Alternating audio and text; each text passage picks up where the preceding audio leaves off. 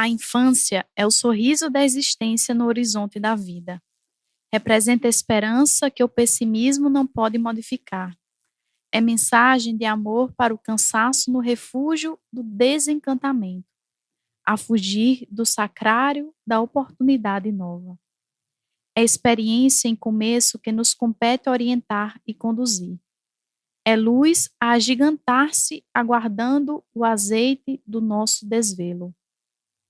É sinfonia em preparação, nota solitária que o músico divino utilizará na sucessão dos dias para a grande mensagem ao mundo conturbado. Atendamos o infante oferecendo, a manhã da vida, a promessa de um futuro seguro. Nem a energia improdutiva, nem um caminho pernicioso, nem a assistência socorrista prejudicial às fontes do valor pessoal, nem a negligência em nome da confiança no Pai de todos, nem a vigilância que deprime, nem o arsenal de descuidos em respeito falso ao futuro homem. Mas, acima de tudo, com medimento de atitudes, com manancial farto de recursos pessoais e exemplos fecundos, porquanto as bases do futuro encontram-se na criança de hoje, tanto quanto fruto do porvir dormita na flor perfumada de agora. Cuidemos do infante, oferecendo o carinho fraterno de nossos recursos, confiados de que um dia seremos convidados a oferecer ao Pai misericordioso o resultado da nossa atuação junto àquele cujo guarda esteve aos cuidados do nosso coração. Mensagem intitulada Infância, psicografia de Divaldo Franco, pelo Espírito Bezerra de Menezes, do livro Compromissos Iluminativos. Olá, meus irmãos, meu nome é Ana Karenina, sejam muito bem-vindos ao Pode Evoluir. Olá a todos que nos escutam, meu nome é Jonas, sejam bem-vindos ao nosso podcast. E hoje nós vamos apresentar a nossa convidada, a nossa querida Sandra Borba. Olá a todos, Karenina, Jonas, é uma satisfação estar aqui com vocês. Seja muito bem-vinda, Sandra. Muito obrigada. Vou apresentar um breve currículo de Sandra. Sandra é educadora, expositora e evangelizadora espírita. Atualmente é coordenadora adjunta de infância da área de evangelização infanto-juvenil pelo Conselho Federativo Nacional da Federação Espírita Brasileira. E hoje os temas das nossas reflexões, como vocês podem ver no título, no texto inicial, infância e espiritismo. Exatamente, é uma temática tão importante e muitas vezes pouco falada, né? Não só no movimento espírita, mas, vamos dizer assim, pelas pessoas, da importância de a gente dar vazão e olhar para a infância. E nós já vamos iniciar fazendo uma pergunta que é simples, mas que é muito importante para nós que ainda estamos iniciando ao espiritismo, que é: qual o objetivo de passarmos pela infância? Sabemos que já temos uma vida pregressa. Então, se você ainda não assistiu os nossos outros episódios, vão lá, assiste aqui, porque tem muita informação importante. Nós já falamos sobre reencarnação, já falamos sobre vidas pregressas. Então, vamos falar um pouquinho sobre por que a gente precisa passar pela infância, sabendo que a gente já vem e aí de uma outra encarnação. Ok, Karenina. Então é o seguinte, há uma questão no Livro dos Espíritos que Kardec apresenta, o Espírito Verdade, que é a de número 383, quando ele pergunta exatamente qual é para o espírito a utilidade de passar pelo estado de infância, né? Considerando que, como espíritas, nós somos reencarnacionistas, ou seja, nós aceitamos o princípio que está sintetizado na expressão nascer, viver, morrer, renascer ainda e progredir sempre. Tal é a lei, está lá no Dômen, né, de Allan Kardec, no cemitério Père Lachaise. Então, o espírito, ele tem, obviamente, a experiência corporal, e essa experiência corporal ela é finita, porque nós passamos, estamos de passagem, vamos dizer assim, né, vivenciando uma experiência material.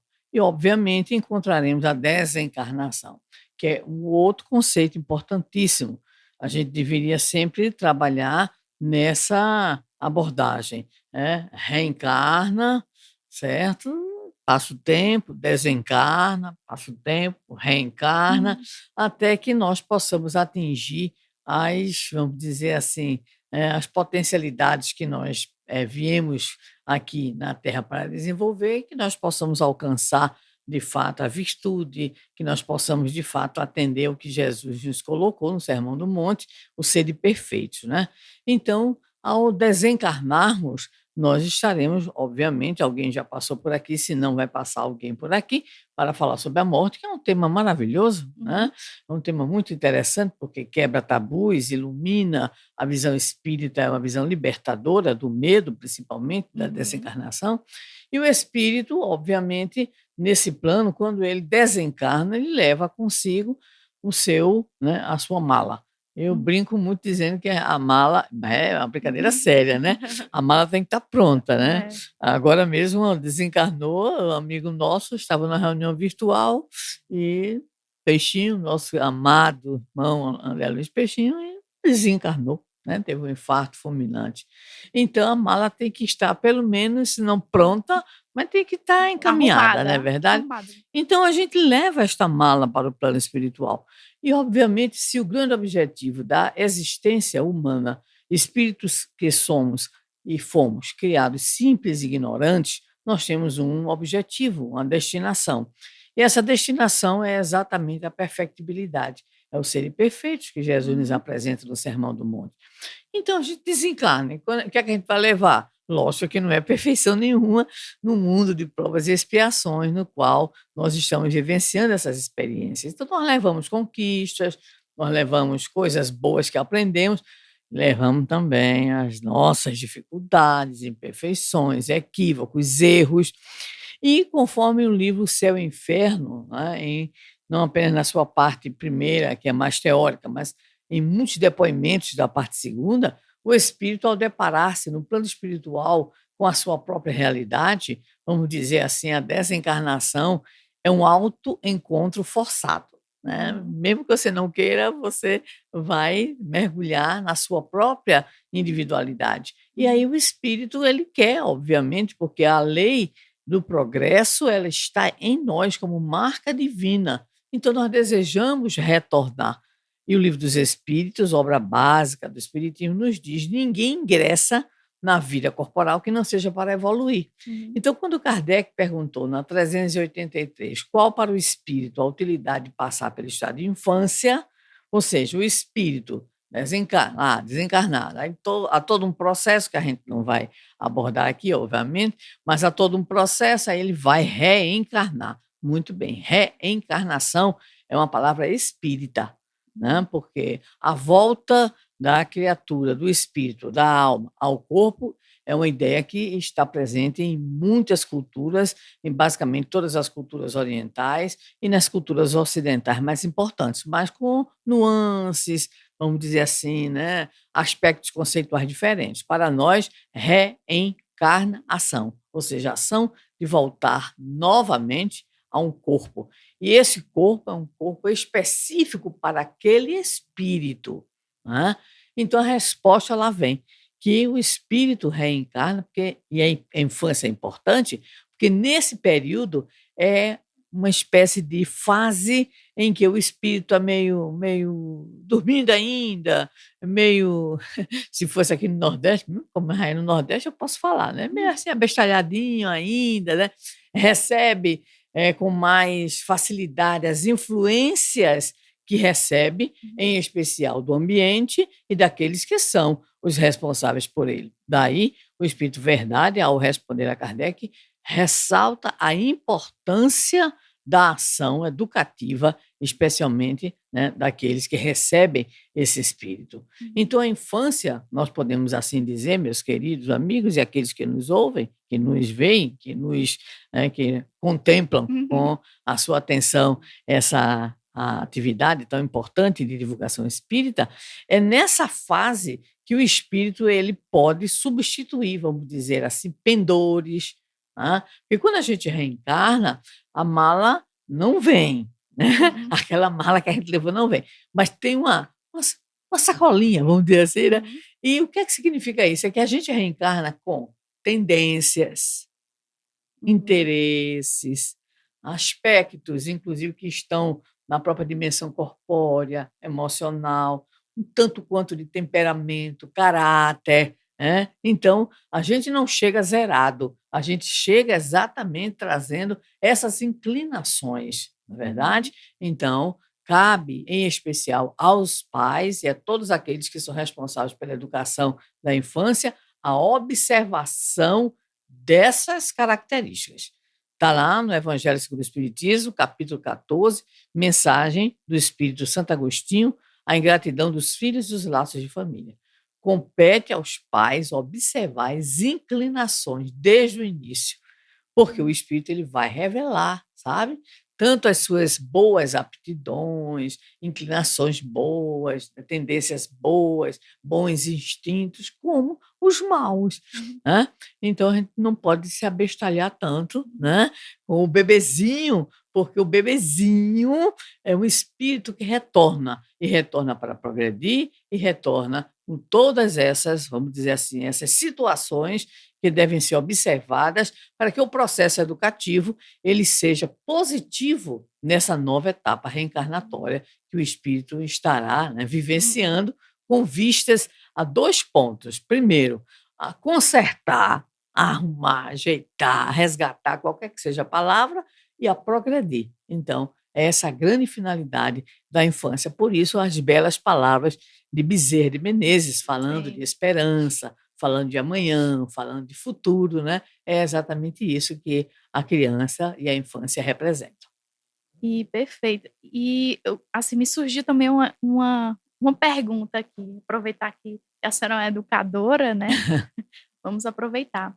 Mas segundo que a senhora falou, né, sobre a criança ela é mais moldável, né? Uhum, Pelo que eu entendi, a criança ela acaba sendo mais moldável, é mais fácil de educar do uhum. que muitas vezes nós que já somos adultos. Inclusive as pessoas até falam assim, eu sou assim, não vou mudar nunca, né? A gente Porque nós chama adultos, síndrome de Gabriela. é, É. que a gente já tem essa tendência de não querer já se modificar e se educar. Mas, pelo conhecimento que a senhora tem, né, de educação, a senhora acha que quanto mais jovem é essa criança, mais fácil é moldar, pode ser moldado ou trazer dessa educação, o aspecto de educação para essa criança? Sim, porque quanto mais essa criança ela avança, sob o ponto de vista da faixa etária, ela vai tendo um processo de amadurecimento corporal, né, Uhum, psicológico, mental. De fato, quanto mais cedo se inicia o processo educacional, melhor. Há uma tradição aí, em uma história que circula muito, de que uma mãe, né, ela pergunta a um sábio quando era que ela deveria começar a educar o filho. E ela estava grávida, né? E o sábio responde: já era para estar começando. uhum, No sentido de que o processo educativo ele vai existir desde cedo. A própria relação, né, materna com o filho, com o feto, né, é muito importante, sem dúvida alguma, em processos que mais adiante estarão sendo, vamos dizer assim, mais corporificados em uhum, ações mais práticas, né? Bem, e quanto mais cedo a criança ela é trabalhada, entre aspas, ela é educada, ela é formada, ela vai adquirindo hábitos. No nosso Na nossa tradição, né, brasileira, nordestina, existe uma coisa chamada manha de bebê, não é verdade? uhum. Então, você que nos escuta, que é mãe, que é irmã, enfim, né, então tem vovó, principalmente as vovós, olha que eu sou vovô, né, elas têm uma problemática, né, que adora botar o menino no braço, o bebê no braço. Resultado, qual é o resultado? Ele se acostuma, ele só quer dormir no braço da vovó.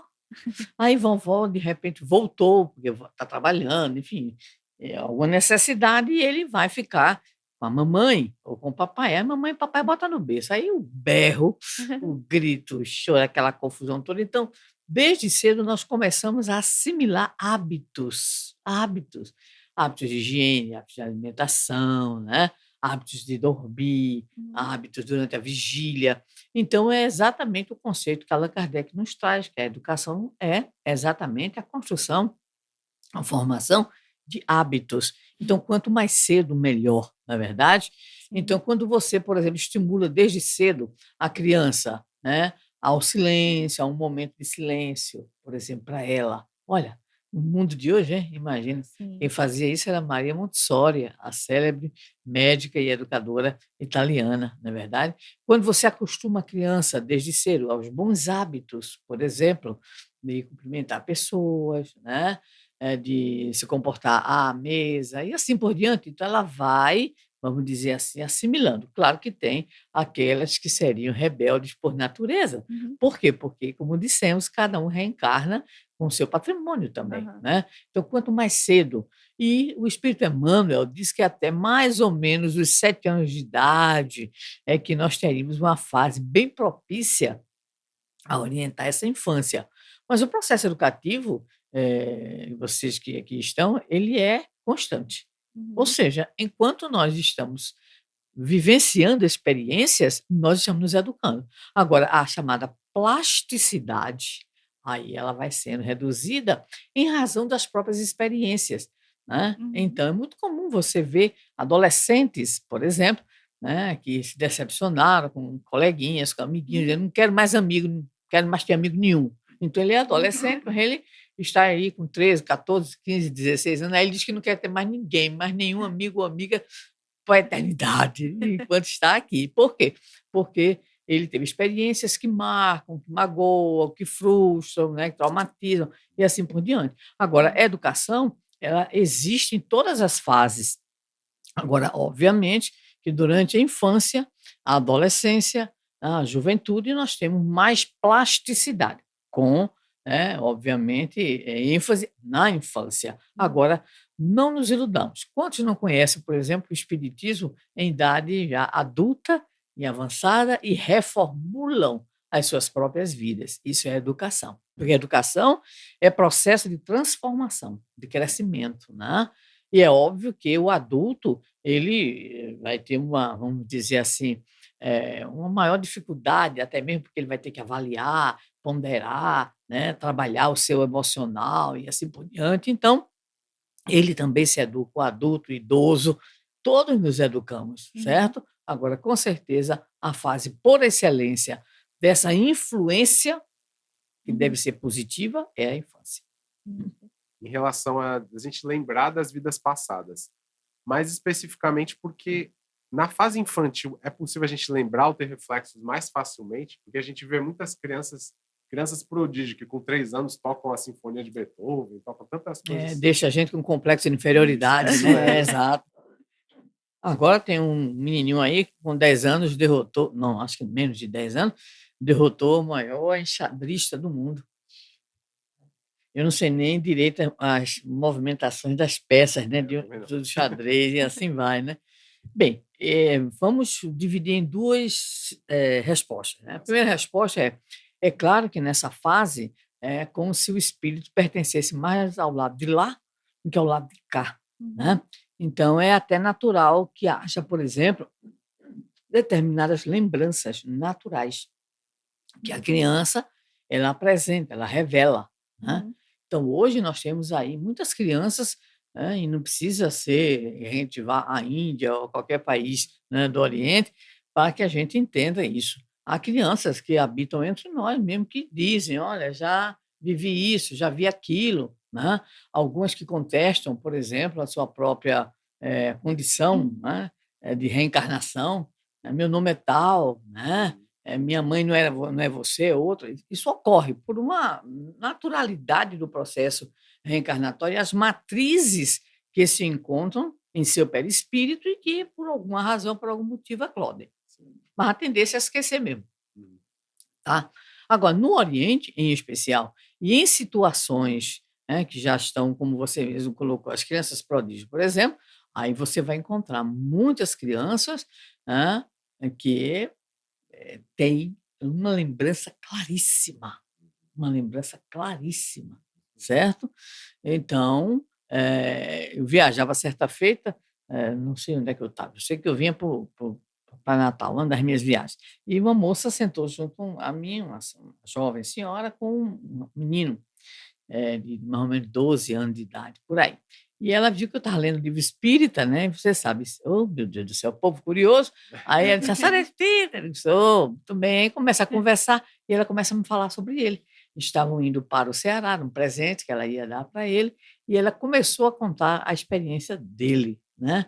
Então, ela disse: Eu sou de família, né, católica, mas ele desde cedo, ele começou a ter lembranças de vidas passadas. Então foi bom, porque eu não li, eu ouvi o relato dela. Aham. E ela disse que com 2 anos de idade, ele corria, não podia ouvir um barulho, ele corria para debaixo da cama. E aí ela perguntou: "Por que você faz isso?" Ele dizia: "O avião, a bomba". Então, com o passar do tempo, ele começou a revelar, né. Então, ele localizava a experiência dele do pretérito, né, tinha vivenciado a Segunda Guerra Mundial, tá, dizia até, um pouquinho mais adiante na idade, a nacionalidade dele, certo, tinha sido soldado, o que tinha vivido, coisa e tal. E depois de um tempo ele começou a dizer o que é que ele, ia fazer dessa vida, muito interessante, né. Então ele disse que ele queria estudar alemão, certo, que ele queria estudar direito, isso por volta dos 5 anos de idade, que não sabe nem o que é o que é isso, né, É. e que ele tinha uma tarefa. Então ela me expôs, né, eu disse: "É, cuide dele, observe", né, fiz aquelas colocações que professora e mãe, né, vai fazer, pode fazer e deve fazer. Então, a lembrança, ela tem essa existência real mesmo, Uhum. né.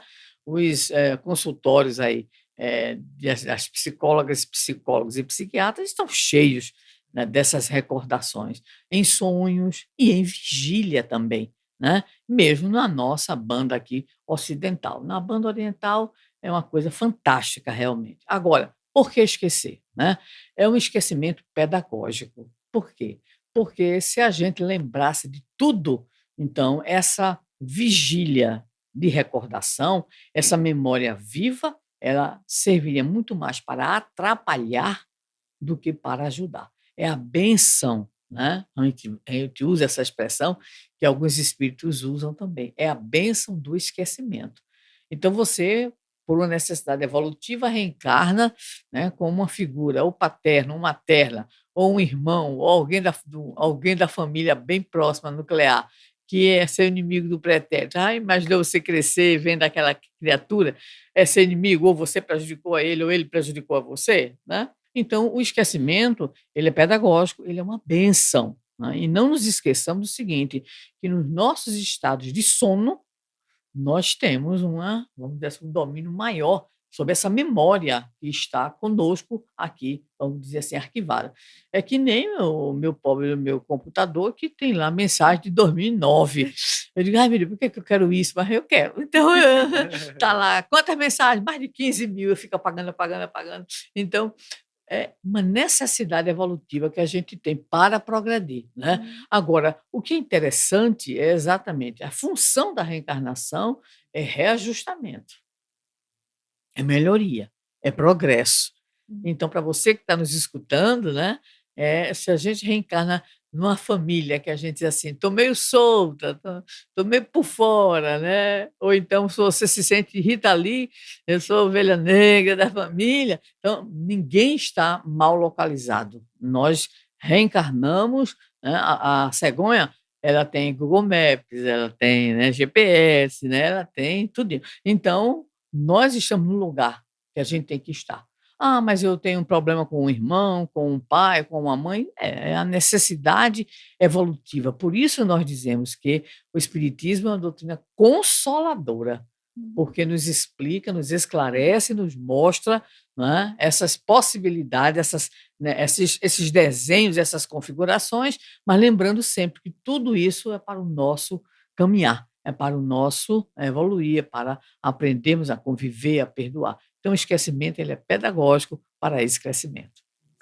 Ai, falando de doutrina consoladora, né, introduz um pouco, até fala um pouco dessa nossa quarta pergunta, eu acho que é isso, que é o que acontece quando uma criança desencarna, né. É um assunto até que as pessoas não querem nem falar, porque acaba tendo um pesar tão grande, É verdade, é e a verdade. doutrina espírita nos traz tantos esclarecimentos, né, sobre a morte, sobre o desencarne.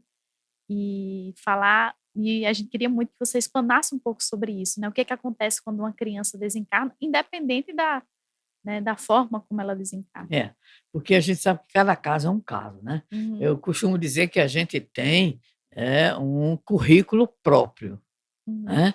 Então, esse currículo próprio é quem vai dizer da nossa necessidade, né? Sim. Então, você tem, vamos supor, um acidente de avião, né? Eu tenho horror a avião, Maria. Mas vamos lá, um acidente de avião. Aí morreu, causa a morte, foi acidente de avião, tá? Acidente aéreo.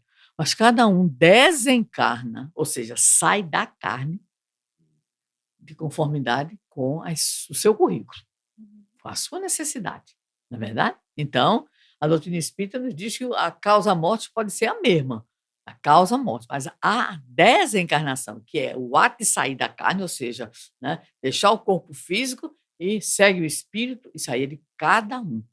Pode estar juntinho, aqui eu estou no assento 5A, o outro está no 5B. Não interessa, né? Cada um vai de um jeito. Bem, e exatamente porque as reencarnações elas são solidárias, ocorre realmente a desencarnação das crianças, né? Tanto a criança que, por exemplo, nasce morto, quanto os bebês que já reencarnam, né? Com pouquíssimo tempo, já cheios de doenças, de problemáticas, né? Com uma criancinha que vai crescendo, primeira infância, segunda infância e assim por diante. Então, o que ocorre, mais uma vez, voltamos ao currículo, é a necessidade daquele espírito. Muitas vezes aquele espírito reencarna. Eu li alguns depoimentos de crianças com câncer que são absolutamente emocionantes. Eu li um há pouco tempo de um garotinho, acho que devia ter entre 8 a 10 anos, e ele consolando a mãe sobre a desencarnação próxima dele, né? Então, ele dizia exatamente o que o Bezerra diz, ele tinha vindo para trazer esperança, para trazer alegria, mas ele precisava voltar. Nada de espiritismo, ele né, dentro de uma formação religiosa da família, nada com espiritismo, mas ele entendia, ele percebia, olha, a maturidade do senso moral, né, do espírito. Ele sabia que tinha uma razão de ser para que ele tivesse vindo e estivesse voltando, vamos dizer assim, mais rapidamente, né?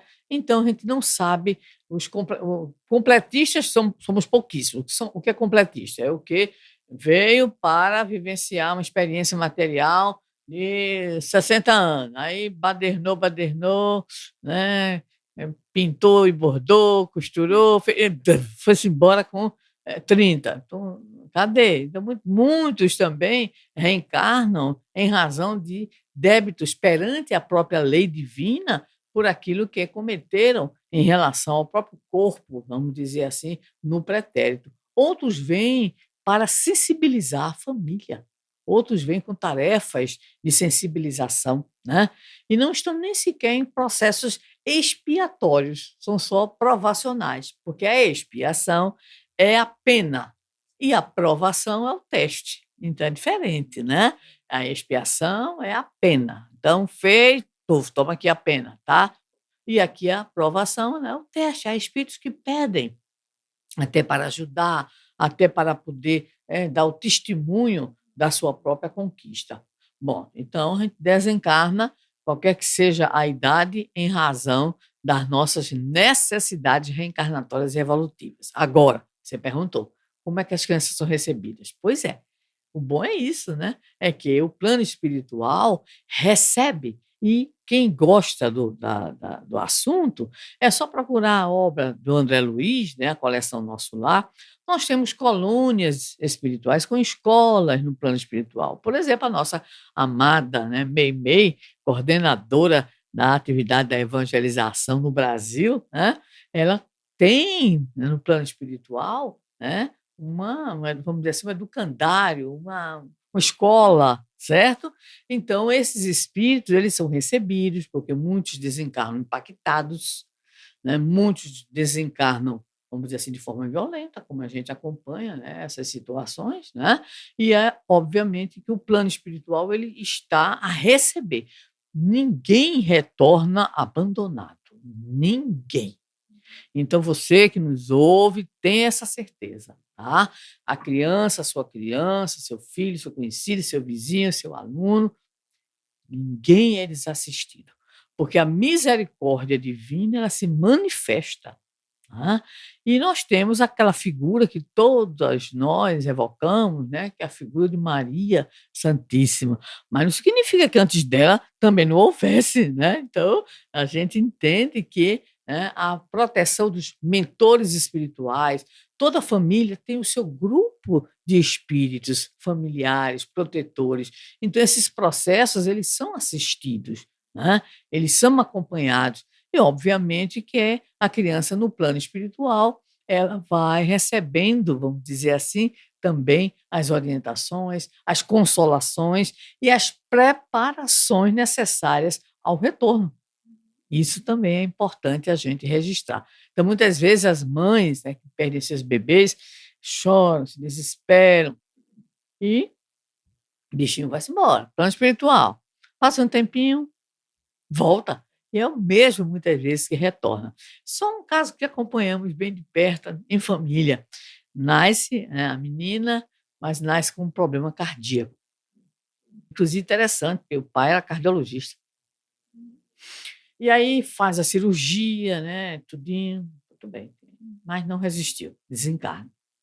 2 anos depois, aproximadamente, a mãe engravida de novo, né, e reencarna menina, com a cicatriz daquela que havia desencarnado, que é um objeto de pesquisa do Dr. Ian Stevenson, que é um autor na área da reencarnação, né, autor de 20 casos sugestivos de reencarnação, e o outro livro que ele publicou foi exatamente marcas, né, físicas de nascença e reencarnação. Então a menina nasce, e não é assim, não é do outro lado, não, é no lugar da cicatriz que o próprio pai acompanhou todo o processo. Então, não, não tem. É claro que eu acho que deve ser uma dor incomparável, né? Agora, ninguém está abandonado. Disso nós devemos ter a certeza absoluta. Maravilha, né? A gente poder ter acesso a essa informação através da doutrina espírita, que realmente é consoladora, né? Imagina, nós não sabemos talvez o que é essa dor nessa encarnação, mas você poder ter esse amparo da espiritualidade, né, para o seu filho e para você também, né, enquanto família ali, é muito importante. E o quanto que a casa espírita pode nos auxiliar nesses momentos, né, nesses momentos de dor, nesses momentos de perdas, que aqui a gente aprende que não são perdas, né? É verdade. Inclusive, o nome é tão forte que aparece, até nos nossos textos, aparece a expressão perda. Né? Porque é da tradição, vamos dizer assim. Né? Mas é isso, a doutrina espírita consola e nos mostra exatamente que, né, aquele espírito retorna, volta ao plano e volta depois para cá, de novo. Né? E às vezes está tão pertinho de você e você nem sabe. É verdade. Vamos para a nossa última pergunta, antes dos nossos quadros. Eu acho que essa pergunta é perfeita para a senhora. Quais os maiores desafios que a gente tem hoje em dia para educar e orientar as crianças? Ai, meu Deus do céu. Dos dias de hoje, né? Eu acho que essa pergunta eu não sei responder, viu? Porque eu estou procurando a resposta faz tempo. Se alguém achar, por favor, né, comunique aqui ao pessoal do SEIC, compartilhe. Não é brincadeira, não, mas as 3 coisas mais difíceis do mundo, quais são? Né? Evoluir, educar e emagrecer. Então, são 3 eixos, né? Então, difíceis, muito difíceis. Porque quem educa, né, foi educado e recebeu o processo, né, de, né, formação ou repressão, e assim vai. E nós educamos egos com nossos egos. Aí é outra problemática também, né? E em contextos diferentes dos nossos contextos. É muito difícil educar.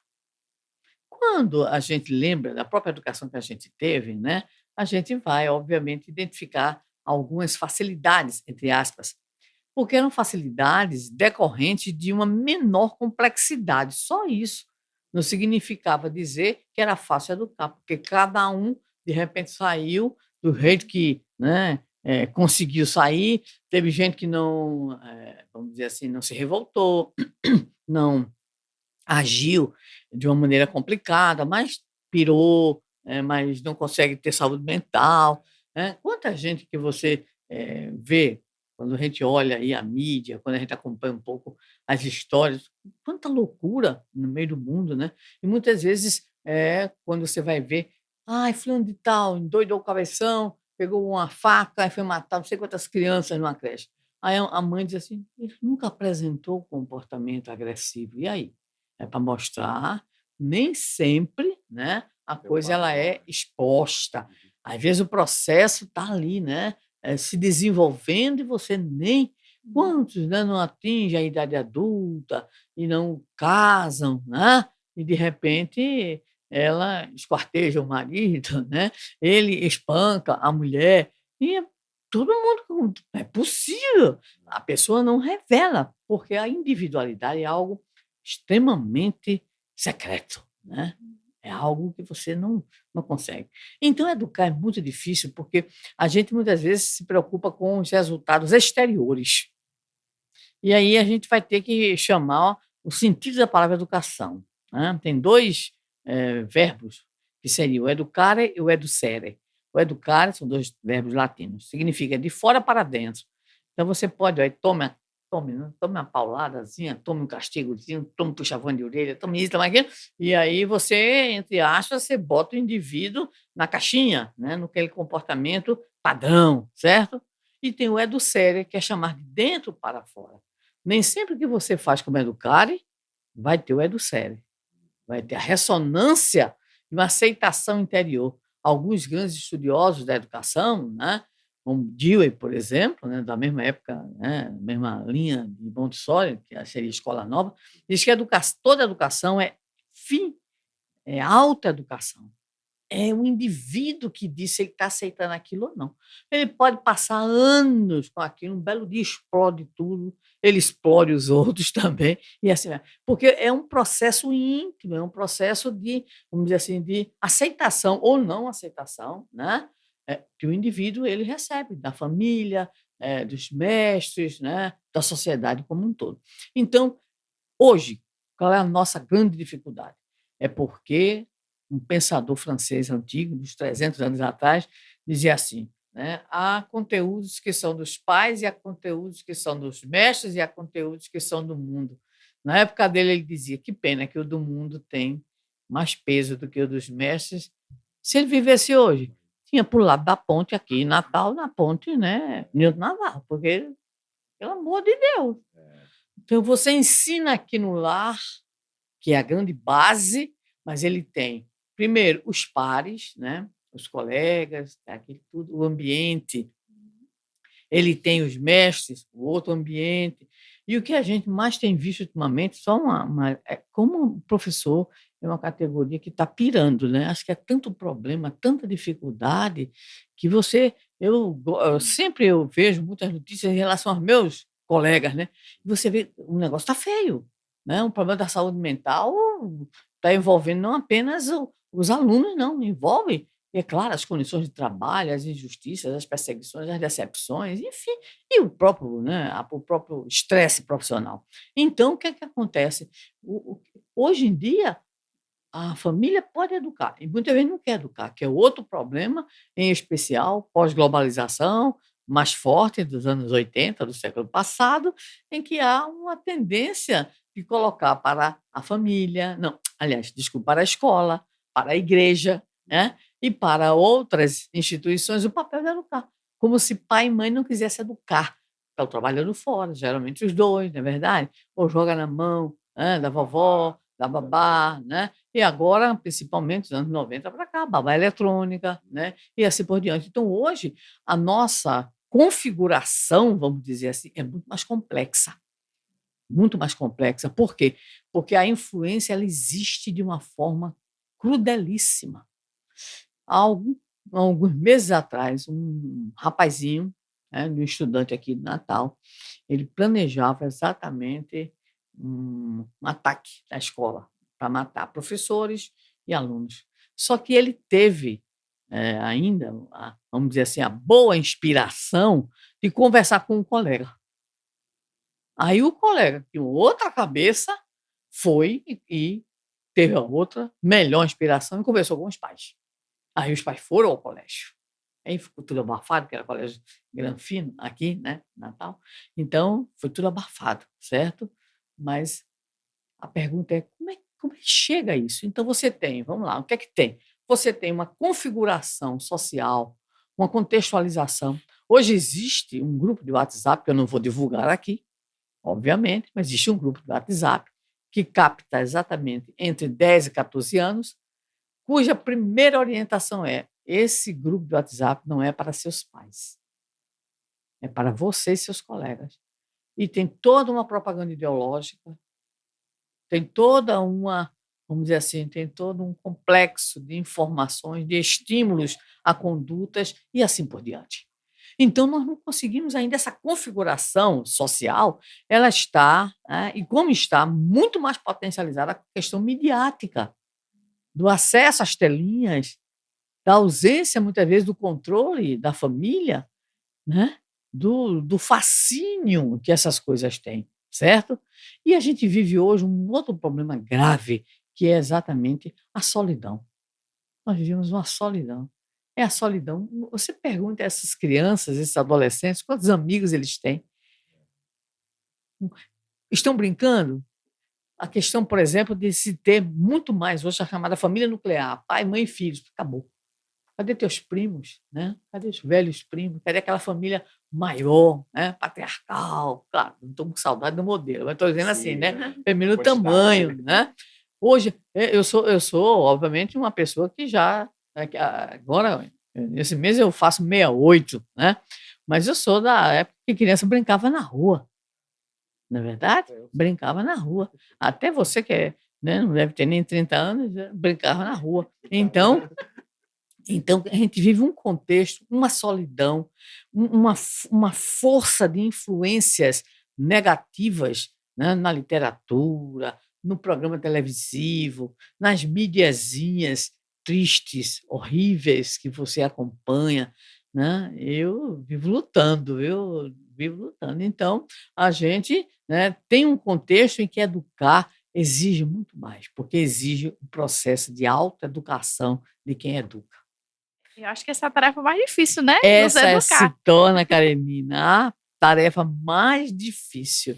É você se autoeducar para educar. Existe um Sim. amigo nosso, que vocês devem conhecer muito bem, o Rossandro Aham, Klinger, sim, né? claro. Psicólogo na Paraíba, Campina Grande, e acho que mesmo ele falou que ele esteve aqui, né? Não sei que já.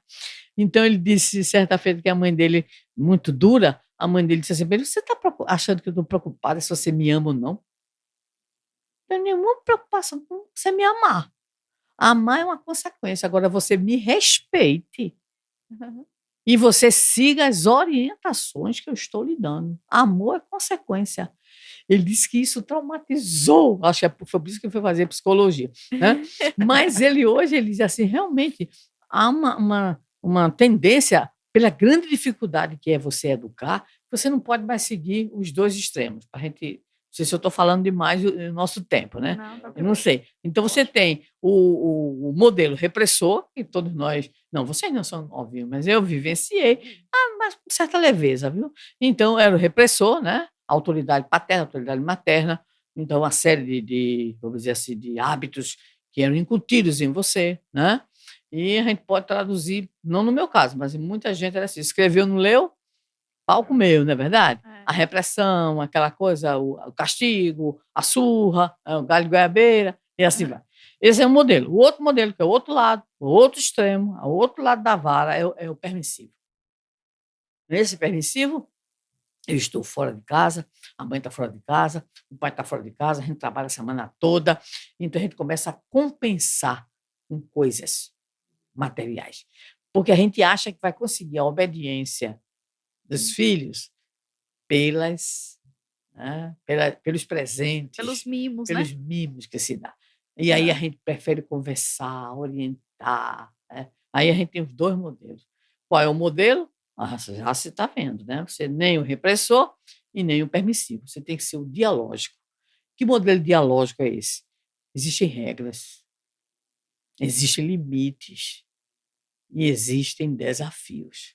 Essas três palavras, disciplina, né, desafio e limite, foram pronunciadas por um grande escritor americano, daqui a pouco eu lembro o nome dele, que era especialista em educação moral, quando ele faz um livro dele chamado Grandes Expectativas, né, em inglês. Eu não vou pronunciar para ninguém se escandalizar com o meu inglês.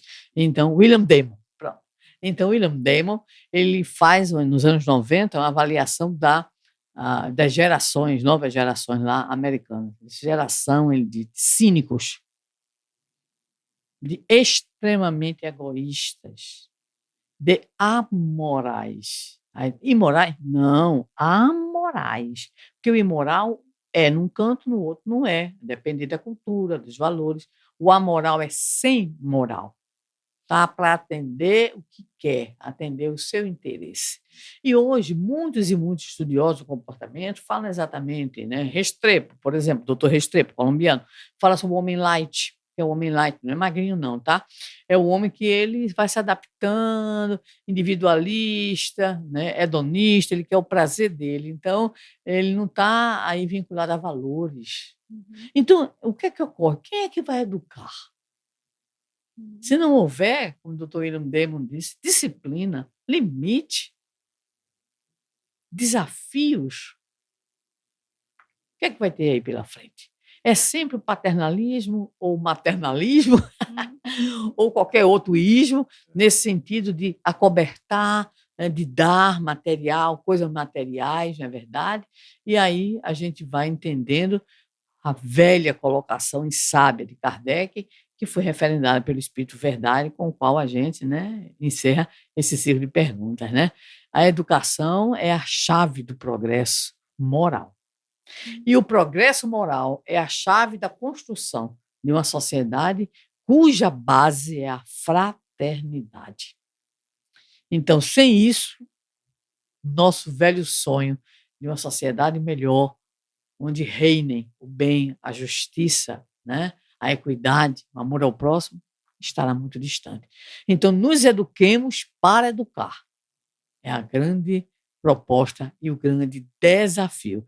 E finalizando com a pergunta que, quando eu mesma pronuncio, eu mesma me arrepio. Santo Agostinho, na mesma mensagem a qual nos referimos, do capítulo 14 do Evangelho. Deus vai nos perguntar: que fizeste do filho que vos confiei? Meu Deus. Que responsabilidade, Que né? responsabilidade. E falando sobre educação moral, né? Eu queria aproveitar e falar de uma coisa que é muito importante para nós espíritas, que é a evangelização de infância e juventude. E eu, como evangelizadora, como amo assim esse servir, assim, é realmente uma oportunidade muito grande de aprender, né, de se autoeducar para poder estar nesse papel. E eu gostaria de falar o quanto que é importante essa tarefa, né, para quem tem a oportunidade. Toda vida que eu estou com as crianças, eu penso assim, meu Deus, se eu tivesse tido essa oportunidade de estar na evangelização desde a infância, como é que não seria minha vida? Pois é, eu tive. Né? Já sou sexagenária, mas eu comecei aos 6 anos. Olha que maravilha. Em Campo Grande, Recife, Instituto Espírita Gabriel Delane. Depois Juventude Espírita da Federação Espírita Pernambucana. E você coloca muito bem, porque o Espiritismo cumpre esse papel de educação moral em todas as faixas etárias.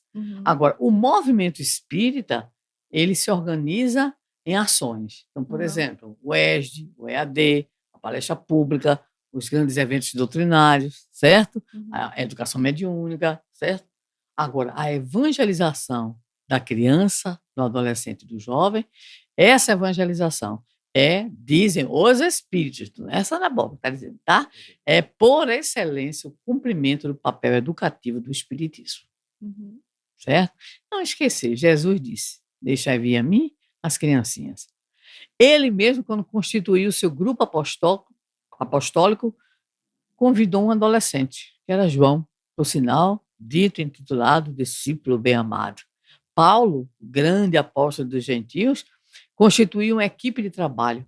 Uma equipe de trabalho que tinha adultos, como Prisca, Áquila, pessoas mais da idade dele, mais velhas, como Barnabé, que era um grande amigo dele, mas teve a oportunidade de convidar Silas, Tito, e um adolescente, Timóteo, que era o grande amor na vida dele, que ele o chamava de filho gerado na fé, né? Então, esse trabalho, o trabalho da evangelização, é trazer o sol nas almas, é aproveitar o campo fértil ao qual nos referimos na primeira pergunta, né? Da criança, do adolescente, do jovem, para semear a boa semente. Parabéns que você é evangelizador.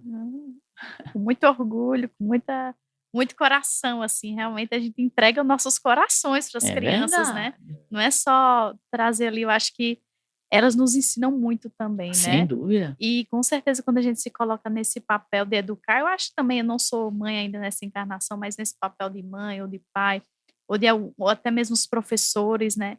A gente precisa se educar mais, a gente precisa ser exemplo, né? A gente se empenha mais em ser melhor, mas para ser melhor também para esse futuro, né? Que Bezerra fala, esse futuro que É. vem por aí, Eu sempre digo que a gente evangeliza se se evangelizando. evangelizando. É verdade.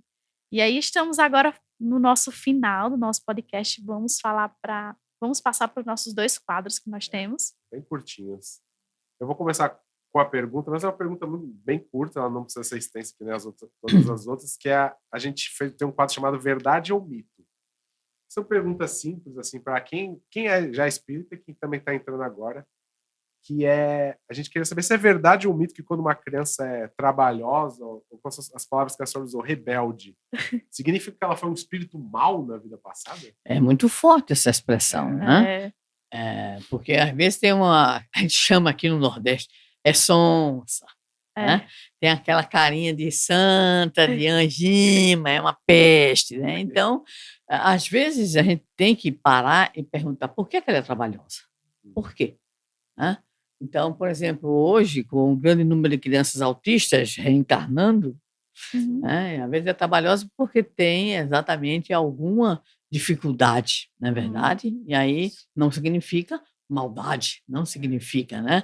Agora, eu brincando um dia desse com uma amiga minha conhecida, eu falando, né, sobre uma adolescente que eu acompanho, aí ela disse assim, olha, tenha tranquilidade, espere. Eu disse, eu estou esperando, investindo, evangelizando, educando, vamos ver, né? Ele assim, conhece fulaninha? Conheço. É. Era uma peste. Como é? Fulaninha. Ir para a escola com o cabelo, que era um penteado, e o cabelo era, né, assim, misto. Então, gritava, dava escândalo. Chegava na escola aos gritos, né? Então, queria bater nas pessoas. Hoje é uma pessoa absolutamente tranquila. Não esqueçam, tá, que existe também, na infância, o processo obsessivo, né? Uma amiga minha lançou agora, dia 23 de março, Clara Lila Gonzalez, tá? Um estudo sobre obsessão infantil. Então, muitas vezes, essa criança ela não tem o limite, ela não tem a disciplina, ela tem obsessão, ou ela tem um transtorno. Então, a gente tem que ter cuidado com o rótulo, não devemos rotular. Porque o quietinho não é sinônimo de sucesso, de êxito, de boa conduta. Então, nós temos que ter muito cuidado com os rótulos, tá? Então, essa é Mito. Com toda certeza. E só um adendo, eu achei interessante você falar da obsessão das crianças autistas. Aqui na Não, escola... obsessão e crianças E autistas. crianças autistas. São duas coisas diferentes. Sim, mas é que eu queria falar que eu sou passista da casa das crianças há 1 ano. E toda segunda, quarta e sexta nós aplicamos passes nas crianças autistas que estão em tratamento, que a sua obsessão passa os nomes. Certo. E a melhora que a gente vê delas é muito grande. E teve um tempo atrás, o Cideniro falou que receberam uma comunicação que falaram que, para agradecer os passes que estavam dando nas crianças, que diminuiu muito a quantidade de obsessores próximos a eles. Sim. Diminuiu muito. Uhum. E foi eu me emociono sempre que eu lembro que ele que recebeu essa comunicação, porque a gente às vezes acha assim, será que a gente está fazendo realmente, a gente está no caminho certo? É porque a gente não consegue ver o resultado imediato, meu querido João. Então, a gente inclusive vai lembrando que a assistência espiritual em relação à infância, ela é visível. A gente só falta ver o acompanhamento realmente espiritual, né? E aí a gente tem que fazer esse papel. O Evangelho no Lar desenvolve é uma atividade que, se o lar acolher essa atividade e tem um momento específico com a criança, o hábito da oração com a criança, isso é fundamental. Ensiná-la a orar e orar com ela, né? Isso tudo ajuda, porque cá entre nós, né? Reencarnar, eu acho que quando eu desencarnar para reencarnar, eu vou ser rebelde lá no plano espírito. Não, quero não, quero não, quero não. Porque está complicado, né? Está complicado. E recentemente nós tivemos, acredito que há uns poucos anos atrás, uma comunicação do Meimei, muito interessante, em que ela dizia que muitos espíritos estavam reencarnando com grandes tarefas e pediam exatamente a evangelizadores e aos pais, né, esse cuidado, essa orientação para que elas pudessem, né, crescer, né, com mais confiança naquele objetivo reencarnatório.